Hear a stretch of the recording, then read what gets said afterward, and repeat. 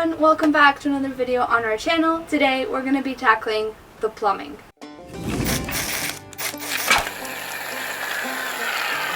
We're Nes and Rico, and we bought an empty cargo van to build out into our tiny home on wheels. This is episode 14 of our van conversion series. If you're watching for the first time, we'll leave our build series playlist linked in the top right corner so you can pause this video, go watch the previous ones, and then catch up with our progress. This is our massive water tank. This is 150 liters. We just wanted to be able to go off grid and not worry about water for as long as possible. Before we can put the water tank in, there's adjustments we have to do to the water tank. It just comes out of the factory with this massive hole at the top, and that's it.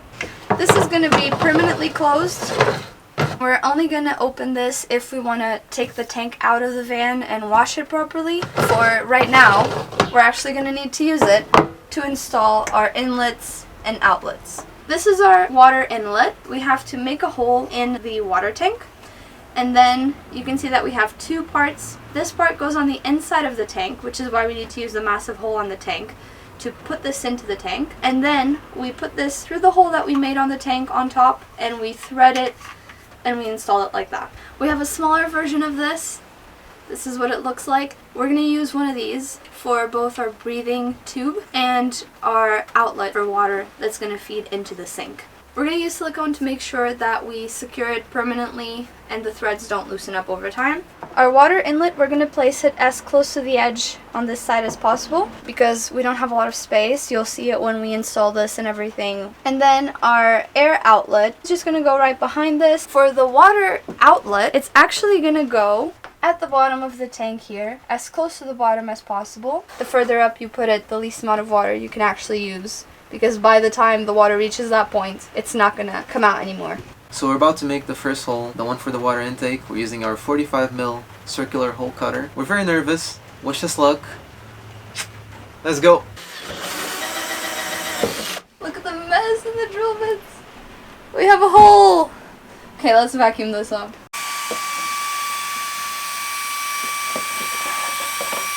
Now before we put this in, we're going to put some silicone all around here and on the threads, on both of the pieces. Let's do this.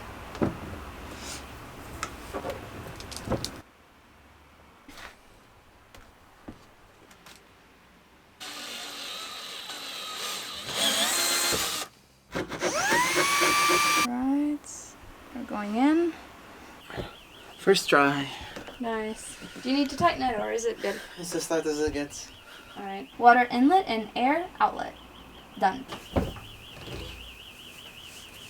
Alright, so we're going to use the same drill bit that we just used, the 22mm circular hole cutter, for our water outlet. We marked it as close to the bottom as we think we can go. Coily mess. This is the last hole we made in the tank. We're not making any more holes in the tank. We have the water outlet hole and the water inlet and air outlet.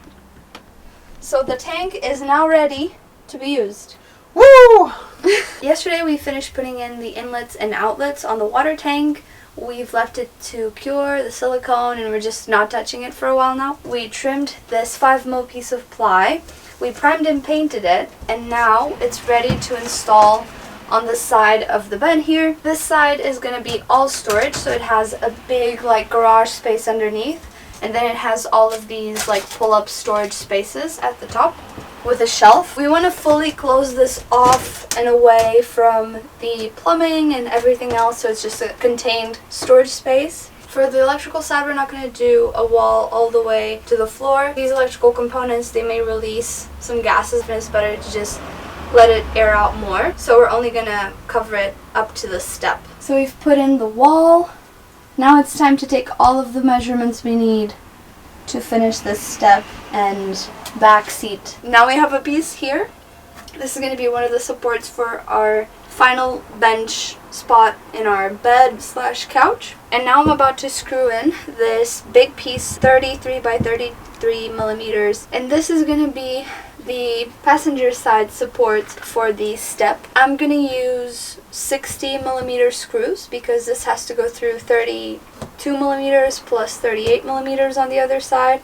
so it's gotta be sturdy. We're gonna be stepping on this all the time. We've put this at a height that it sits flush with the top of the water tank when the water tank is here. So the water tank is also gonna be kind of like the middle support.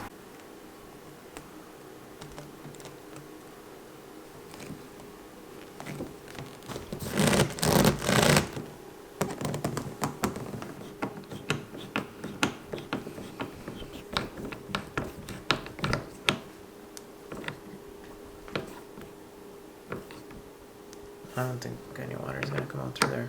I can do like there. I won't do any more than that. Yeah. Screwdriver.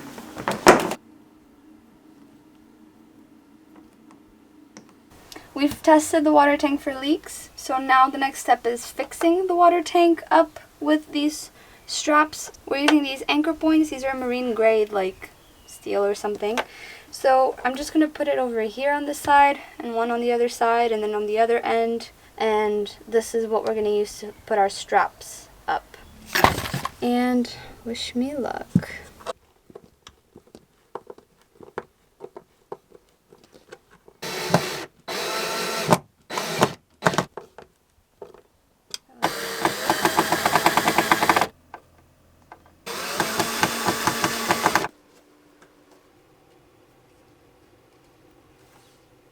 Right.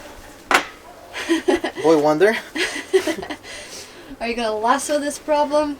I don't know why I made a whip sound, but Yeah, me either. That's not a lasso. So we're looping it through the other side first, and then we want the actual mechanism to be on this side. So that's why.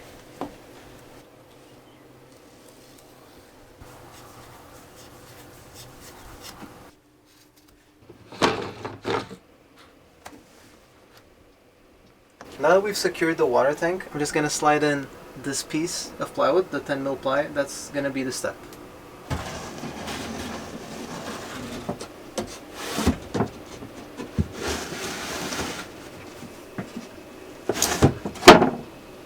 Perfect.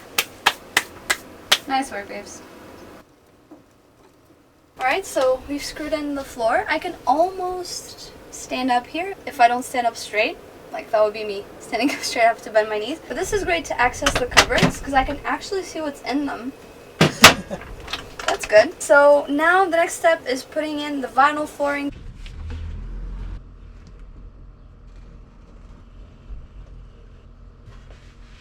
It's right here, so it's literally just a matter of rolling the carpet.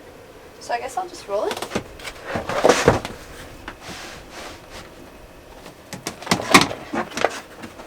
It doesn't go all the way to the end, but it's fine because this is going to be the inside of the cupboard. Oh, it looks so cool. I'm excited to see it all together.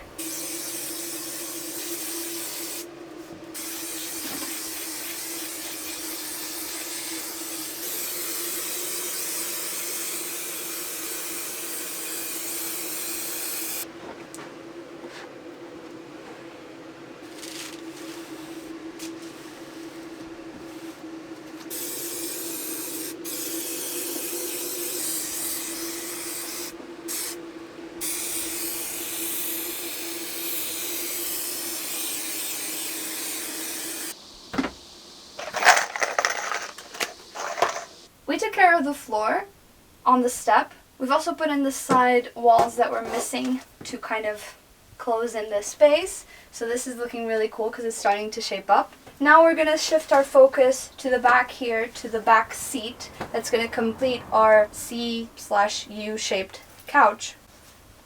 So in here, we've already siliconed 4 supports. They're 10 millimeters from the top here. We did the same exact thing we did for all of the other cupboards here. The next thing to do now is just screw them in because they're just siliconed. After they're screwed in, we're going to test our 10 mil piece of ply here and cut the breathing holes and the handle for it, and then prime, paint, and put it in with the piano hinges.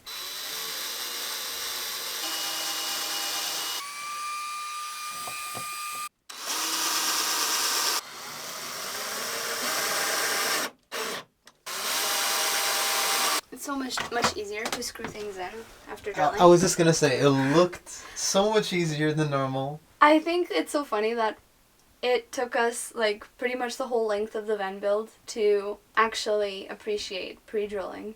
And I feel like that's the mark of like growth in terms of DIY stuff, is when you appreciate pre-drilling.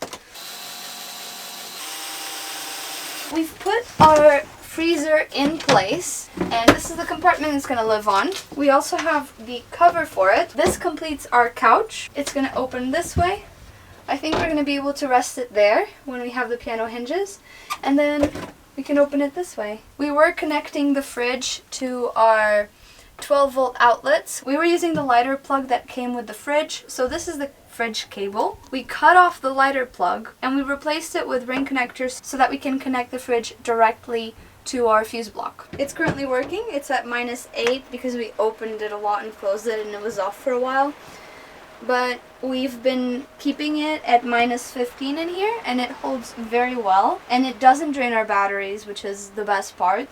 I think we've been losing like maybe 5% overnight. Yeah, the most we lost was 7%. The most we lost was 7%, so it got to 93 once? 93, yeah. Yeah, but usually it's at like 97 in the morning, so overnight it only really drains the batteries a tiny bit.